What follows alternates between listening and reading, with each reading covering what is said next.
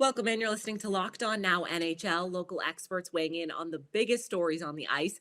I'm your host, Kainani Stevens. Thank you for making Locked On Now your first listen every single weekday. We've got our NHL host here to recap playoff action from Thursday. We begin with the Avalanche, who took a 2-0 series lead over the Predators, but it took until overtime to get the job done in last night's biggest game. The biggest game.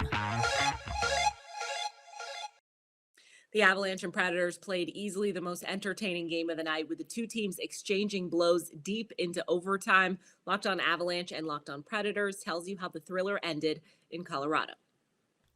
All right, the Colorado Avalanche mantra for this postseason is their hashtag that they're using is find a way. And that it was like they knew what was going to happen, at least for game 2 between the Avalanche and the Nashville Predators. This thing went to overtime, and it was not a high-scoring affair. In the end, the Avalanche win it, like I said, in overtime, 2-1 on a Cale Makar shot. But it took everything that they had to get past backup goalie for the Nashville Predators. His name's Connor Ingram, young guy, and he stopped out of 50 shots, 48 of them. The Avalanche scored on the very first shot of the game, and then obviously the last shot ended it. But it was a great game from start to finish. Yeah, it was reminiscent of Darcy Kemper's performance when the Avalanche played Arizona in the playoffs, and now he's a member of the team. So it was an incredible effort for the Avalanche to honestly have it just defeat Connor Ingram. And they finally did in overtime nonetheless, and Cale Makar was the one to put the dagger in the beast. It was tough. and the Avs were very dominant in this game. They had possession, it seemed like, all the time. And they wildly outshot the Predators. You just had the feeling like the Avs have every right and reason to win this game. And because hockey is as random as it is, Nashville was always in it. And you got to give them credit, but you got to give the Avalanche credit for constantly putting pressure on a young goalie who was up for the task, but they just needed that second one, and they got it in overtime. So now the Avalanche are up 2-0 in the series, where now it goes back to Nashville for a couple games, and this thing is just getting started. Yeah. It was so much better, but it was still not good enough. Hi, everyone. I'm Ann Kimmel from Locked On Predators. After a disastrous Game 1 against the Colorado Avalanche, the Preds took the ice again tonight in Denver and really had to reset. They had so many things to improve upon, and for the most part, they did. The Predators were tied at the end of regulation 1-1. The game went into overtime, and the Preds couldn't get it done. Cale Makar scored in overtime, giving the Avalanche a 2-0 lead and giving Nashville a hole they are going to have to dig out of. There were some definite bright spots tonight in the game, though. We saw some more action from the Herd line, really kind of turning the momentum of the ice over. Better game from Roman Josi for sure. But the big story for the Nashville Predators, Connor Ingram. The young netminder came in Game 1 to finish out the second and third periods. He got the nod from head coach John Hines to start this game, and he was incredible. He faced over 40 shots, only let in 2 goals. So many amazing saves by Connor Ingram. This is a game that without a strong netminder would have been over in regulation by a lot. So huge night for Connor Ingram, but damn, the Predators cannot get it done. They head back here and will take on the Avs at Bridgestone Arena on Saturday, and they are going to have to get it together if they want to stay in this series. The New York Rangers bounced back Thursday after losing Game 1 on home ice. New York pulled away late to keep things from getting too stressful for New York fans. And Locked On Rangers tells you how they did it. Hey, what is going on, hockey fans? It's John Check with Locked On New York Rangers. The Rangers just a second ago wrapping up a 5-2 win against the Pittsburgh Penguins, tying the best of 7 series at 1 game apiece. And it's funny because, you know, if you're just a general hockey fan and you're just checking the scores for tonight, you see the Rangers won this game 5-2, you might think like, oh, well, you know, the Rangers, they had this one pretty well in hand. Not the case at all. The Rangers, for a game that they ended up winning by 3 goals, really made us sweat this one out. I thought one of the biggest sequences in this game was early in the third period. Rangers were only up 3-2 at that time. Penguins came out just absolutely on fire, got at least the first 8 shots on goal of the third period. Rangers bent but didn't break. They hung in there. They got some big-time saves by Igor Shesterkin, and then they add on to their lead, and they kind of live up to their reputation of being one of the best third-period teams in hockey.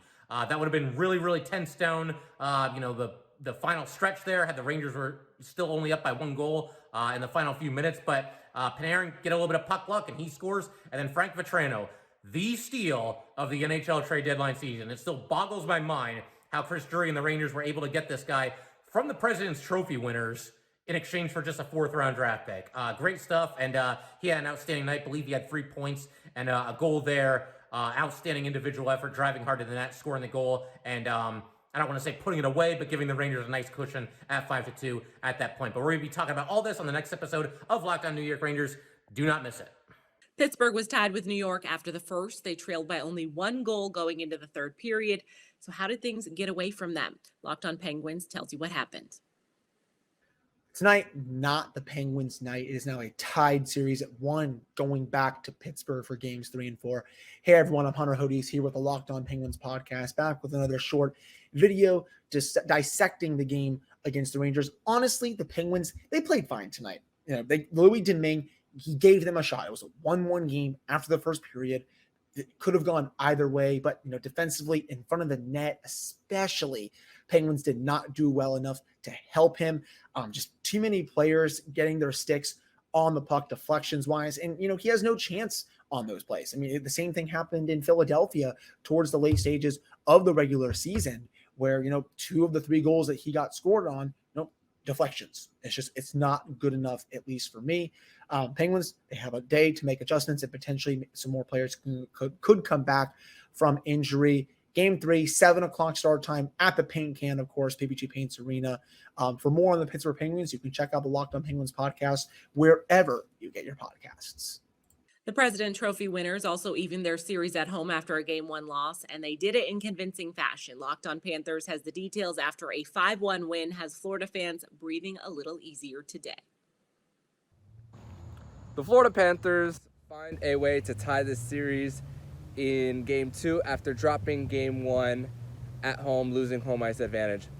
What is up, guys? This is Armando Velez from the Locked On Florida Panthers podcast, and I'm here at FLA Live Arena post-game after the Florida Panthers defeat the Washington Capitals by a final score of 5-1. The Florida Panthers came out a little bit flat in this one, starting off, and it looked a little bit similar to Game 1, but getting 2 quick goals towards the end of the first period, and the Florida Panthers got 3 of them right in the second period to really put a dagger in this. Even though they chased Vitek Vanacek, in the third period, they could have taken their foot off the gas pedal, and they found a way to have a shot on goal differential in the third period, 17-3, despite being up 5-1. The Florida Panthers definitely sent a message to the Washington Capitals, like, you're going to defeat us at home? Oh, we're going to come out with a vengeance. And the Florida Panthers definitely did. The Florida Panthers were able to not allow the Washington Capitals to convert on other power play goals besides one. And despite some mistakes, one by Mason Marchment on a double minor, but the Florida Panthers were able to weather the storms throughout the night in this one. And Sergei Bobrovsky, 60 of 64 in games 1 and 2.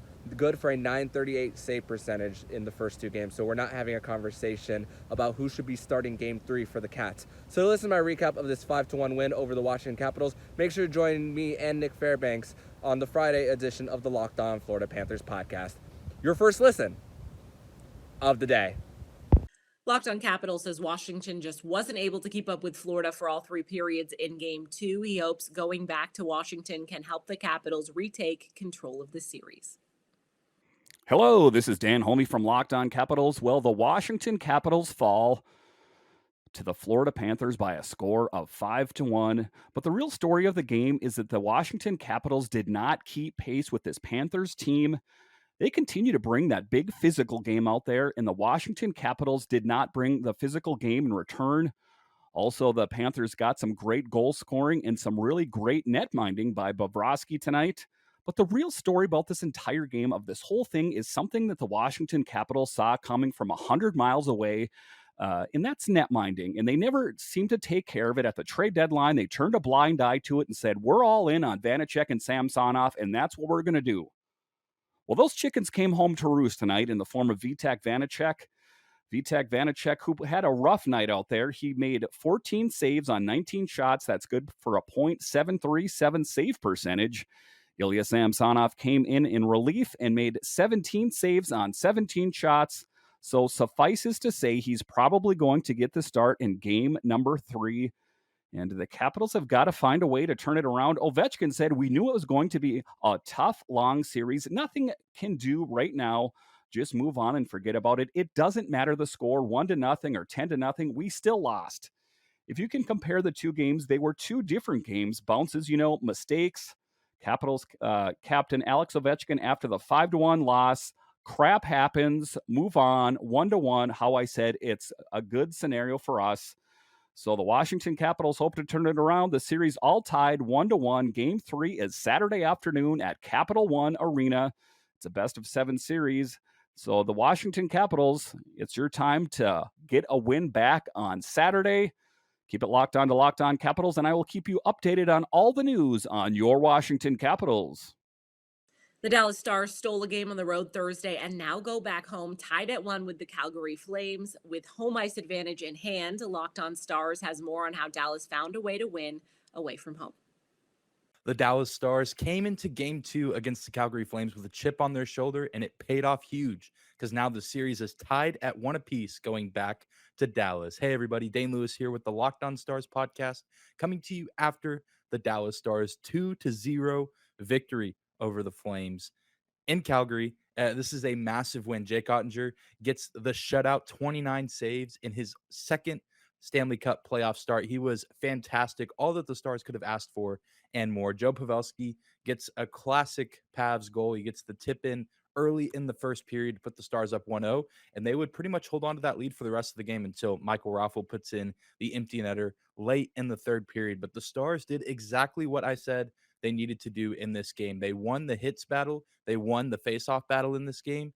And, I mean, they still took a good amount of penalties. They had 14 penalty minutes as opposed to Calgary's 12, but they didn't allow Calgary to execute on their power plays. The penalty kill looked rock solid. The power play still a little bit shaky, but hopefully 2 games back at home in front of 2 sold-out crowds will help spark the offense, both on the 5-on-5 and on the power play going forward in this series. But going into this first-round matchup against the Flames, all we said was the Stars needed to steal 1 in Calgary, and they got the job done.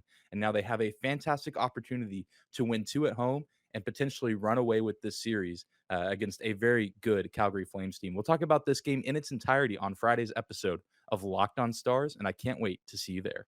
That's it for today on Locked On Now NHL. Thank you for making Locked On Now your first listen every single weekday. Make sure you check out Locked On NHL and your team's Locked On podcast during these playoff runs. I'm Kainani Stevens. This has been Locked On Now.